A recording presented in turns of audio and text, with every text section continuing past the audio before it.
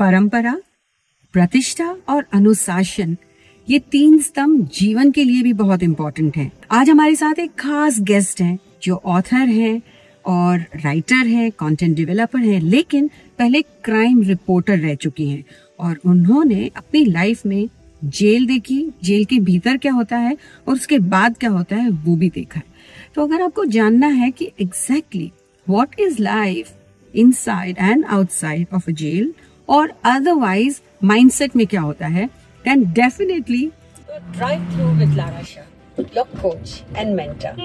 Hello Jigna, welcome to Drive Through with me. Hi Lara, how are you doing? I'm good, thank you. So आप बड़े creative हो, you are a great writer. I think the world is going to find out. Yes, soon, yeah. What is the name of your book? The name of my book is Behind Bars in Bhaikala. Behind Bars मतलब jail. Yes. Oof. That's what the life is. You never know where we are heading towards. तो अभी जिस तरह से आपकी life चल रही है और पहले जो भी घटनाएं हुई हैं उसके हिसाब से अब आपके मन में सबसे पहला ख्याल क्या आता है? फेमस डायलॉग, कभी कभी लगता है अपुनिच भगवान है। आपकी रेपुटेशन ये है कि यू स्पीक योर माइंड, आपको जो मन करता है आप बोल देती थी पहले।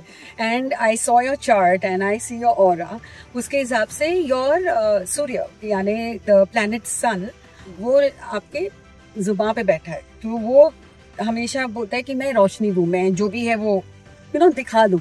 So but I feel discretion is also important, कि आप कौन सी चीज कब कहते हो, और वो शायद सिर्फ मैच्योरिटी से ही आती है। Yes, we always say no, तोल मोल के बोल। हाँ. So it is very important what you have. You should have a synchronization with your mind and your tongue. You cannot say what comes in your mind. You don't know how सामने वाला कैसे लेने वाला है, मुझे नहीं पता है। I started first as a court reporter because education wise I am a law graduate.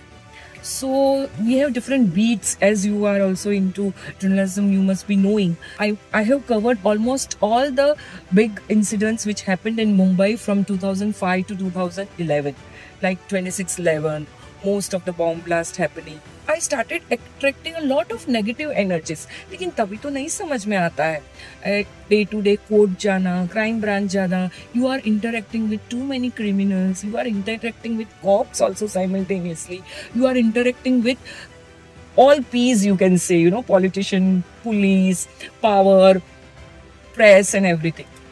आपका जो year of birth है उसके हिसाब से द मिंगुआ, हम एक गुआ होता है, एक पर्सनालिटी होती है, उसमें you are a metal, you are a very strong metal. आप जो भी बोलते हो ना, ऐसे बोलते हो, it's like a sharp knife, okay. और कोई भी लाइफ के डिसीजंस जब शार्पनेस से लिए जाते हैं उसके रेपरकशंस भी होते हैं। Yes. In your Mingua, because you are a strong metal, anything to do with law and order, where you are a lawyer with authority, it would go in your favor. Then the metal works against you. Yes. वो blunt हो जाती है Yes. life, और हमारे life के decisions भी ऐसे ही हैं। जब हम डिसीजंस लेते हैं एक शार्प नाइफ की जैसे, तो हमारे डिसीजंस सही जाते हैं। And if it is a blunt knife और हम इंडिसिशंस रखते हैं, कि आपने कहा ना कि मैंने लाइटली लिया, we didn't go deep into it, although you are a reporter who goes deep into it कि यार कौन है, ढूंढते हैं।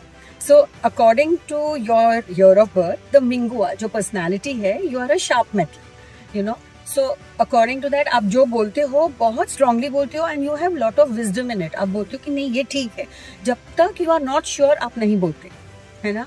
और अगर जरूरी है तो सुन भी लेते हो, लेकिन when you speak फिर सामने वाला argue नहीं कर पाएगा। ये है आपकी एक गिफ्ट है। That is 100% true, Lana. But it also gets you in trouble. Yes, and that is the 100% reason for me getting into all the troubles. Okay. उसका पॉजिटिव ये हुआ कि I lost 15 kgs of weight in 9 months.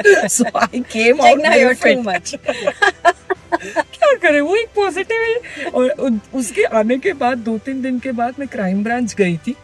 I still remember this incident. वो हमको हाजिरी देना is a word. I have to go and give my presence. तो वहाँ के ऑफिसर आयो मेरे को देख के, इन्वेस्टिगेटिंग ऑफिसर मेरा देख के बोलता है, अरे मैडम आप तो पतला हो गई। मैं या ऑल थैंक्स टू जेल यार। So he is also looking at me. Now I'm struggling to lose my weight. But yeah, that doesn't mean I should go back to gym. नहीं, वो थेरेपी बिल्कुल दिमाग में मत लाइएगा. It is not working that way.